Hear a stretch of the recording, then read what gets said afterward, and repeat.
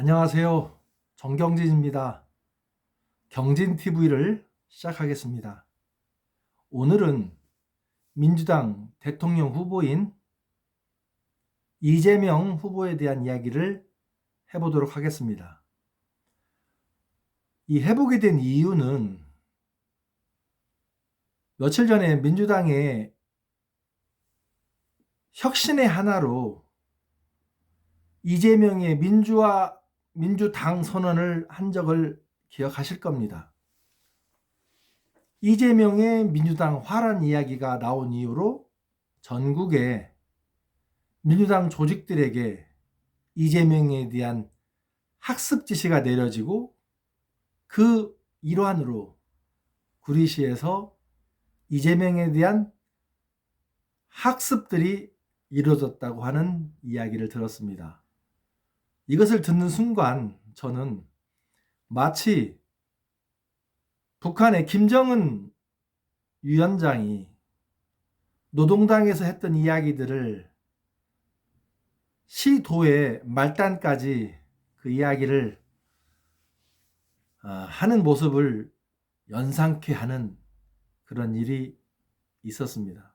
그래서 저도 또한 관심을 가지고 과연 어떠한 이야기를 했는지 한번 찾아봤는데 사실 내용은 뭐 그렇게 비중이 있거나 혹은 깊이가 있거나 그런 것들은 아니었던 것 같습니다.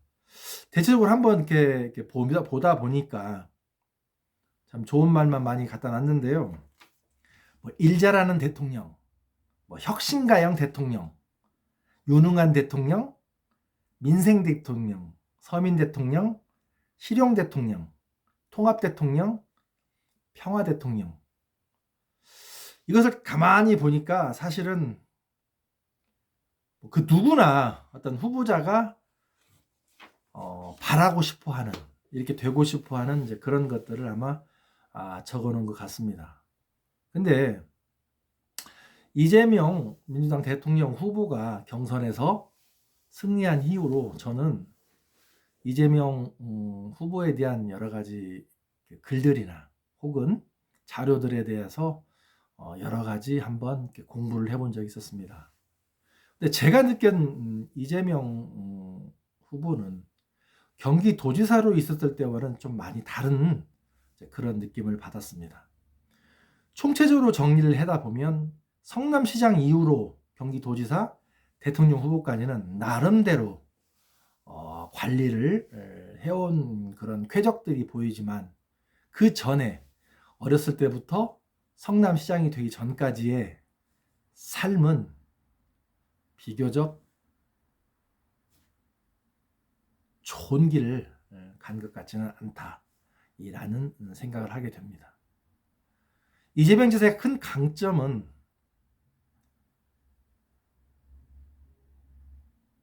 그 서민으로 태어나서 혼자 힘으로 자수성가해서 변호사도 되고 시민운동도 하고 성남시장도 되고 이러한 흑수저가 선망할 그런 조건들을 가지고 있다는 것이 어떤 이재명 지사의 큰 강점으로 대두된 바 있었지만 이것을 깊이 들여다보면은 꼭 그것만은 아닌 것 같다. 즉 살기 위해서 남을 쓰러뜨리고 남을 해코지하고 남을 이렇게 누르고 올라가는 그런 인성들이 아마 생기지 않았나 이렇게 생각이 됩니다. 마치 사법시험에 합격하고 인권 변호사 길을 간다고 했었음에도 불구하고 무슨 조폭에 대한 변호 그리고 데이트 살인자에 대한 변호라고 이야기 해오면서 살아온 것을 볼 때 그냥 변호사의 삶을 사는 것이지 인권 변호사의 삶을 사는 것은 아닙니다. 그 누구는 변호사가 먹고 살기 위해서는 뭐든지 할 수 있다라고 이야기를 하는데 그거 맞습니다. 뭐든지 할 수 있습니다. 그러려면 인권이라는 변호사, 민주화를 위한 변호사는 팔아먹으면 안 되겠죠. 적어도 인권 변호사나 이런 민주화를 위한 변호사라 함은 가치에 충실한 변호사를 우리는 지칭하게 됩니다. 겉으로는 인권 변호사라고 이야기하면서 속으로는 살인자를 데이트 폭력자라고 변호하고 조폭의 구명을 위해서 힘쓰는 변호사가 과연 인권 변호사일까요? 제가 볼 때는 돈 되는 다 아는 변호사라고 이렇게 생각합니다. 그리고 형수와의 그런 욕설 유튜브나 형과의 유튜브를 보면은 그 참으로 듣기 민망한 그런 이야기들이 들려오더군요. 이는 정상적이고 상식적인 삶을 살아가는 사람들 입에서는 감히 담기 어려운 말들의 연속이었습니다. 저도 보다가 제 귀가 더러워질까봐 중간에 꺼졌지만 혹시 관심이 있으면 한번 보시기 바랍니다. 그리고 성남시장으로 재직하면서 실적으로 자랑했던 여러분들이 잘 아는 대장동 사건들을 보면 이재명 지사의 실적이 실적인지 허명인지를 우리는 알 수 있겠습니다. 관과 민이 짜고 민에게 수억의 이익을 가져다 주면서 관과 민이 원주민과 국민들의 재산을 탐한 그런 사건들이 이재명 지사의 실적으로 둔갑하고 있을 때 만약에 대장동 사건이 터지지 않았다 한다면 대한민국은 어떻게 될지 모르겠다는 생각을 하게 됩니다. 그리고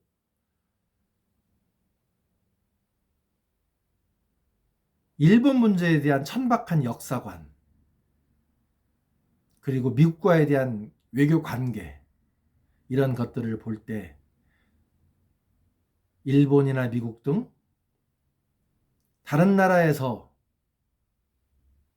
한국에 대한 외교 전략들이 얼마나 편협적이고 유화적인가를 알 수 있게 만들어줍니다. 가스라 테프트 조약이 미국이 일본에게 한국 병합을 양해해줬다라고 인식하는 그런 천박한 역사관을 가지고는 과거의 문제로서 화해는커녕 적대와 갈라치기와 분열을 낳을 것이 뻔하며 미래로 나아가는 데서는 굉장한 장애로 아마 드러나게 될 것입니다. 제가 이재명 지사의 관심 있게 보게 되면서 이분이 과연 무엇을 했을까라고 생각해 보니까 그렇게 와닿지 않습니다. 처음에는 기본소득제라는 다소 그 혁신적인 아이디어를 제공한 것으로서 그래도 실용적이고 혁신형 리더라고 생각했었는데 기본소득도 또한 자기 공약에서 없애버리고 지금 사실 떠오르는 게 없습니다. 그러다 보니까 이렇게 말만 성찬인 이런 이야기를 하게 됩니다. 평화 대통령, 통합 대통령, 실용 대통령 참 좋습니다만은 이런 것들이 과연 철학과 가치에 기반해서 나오는 것인지 저는 의문이 들곤 합니다. 누가 자신 있게 이재명 대통령 후보의 철학과 가치를 설명해 줄 수 있기를 기대해 봅니다. 위에서 이렇게 시키니까 이렇게 이야기를 하게 되는데 지난번에 돌다리에서 대장동 특검을 저희들이 주장했지만 민주당 모 인사들이 이것은 가짜 뉴스라고 치부했던 기억이 납니다. 그 이후에 이재명 지사는 특검을 받아들이겠노라고 이야기를 했습니다. 하지만 그 이후로 특검을 받아들이겠다고 하면 후속 조치에 대한 이야기들이 해야 되는데 그것은 말로 끝내고 아무도 모르쇠로 지금 나오고 있는 상황을 볼 때 이거 참 시간 끌기인지 아니면 국민의 분노를 잠시 녹이기 위한 하나의 실실전법인지 그런 의심이 들긴 합니다. 이 시각 이후로부터 이재명과 민주당이 진정성을 획득하기 위해서는 대장동 특검에 대한 즉각적인 실시를 주장하는 것만이 민주당과 이재명 후보가 정말 진심으로 특검을 받아들이는 것이고 정말로 자기의 문제의 시비를 풀겠다는 의지의 표현으로 받아들일 수밖에 없습니다. 사안에 대해서 무조건 사과, 반성만 하지만 어떤 문제에 대해서 반성하고 어떤 부분에서 사과하고 앞으로 어떤 것을 할지에 대한 이야기들을 하지 않는 읍소 전략이야말로 참으로 궁색하고 한심할 따름입니다. 하물며 어떤 대통령이 뽑히기보다는 이런 사람이 대통령 되지 말아야겠다라고 생각하는 그런 대선이 참으로 유감스럽게 생각합니다. 좋은 대한민국을 만들고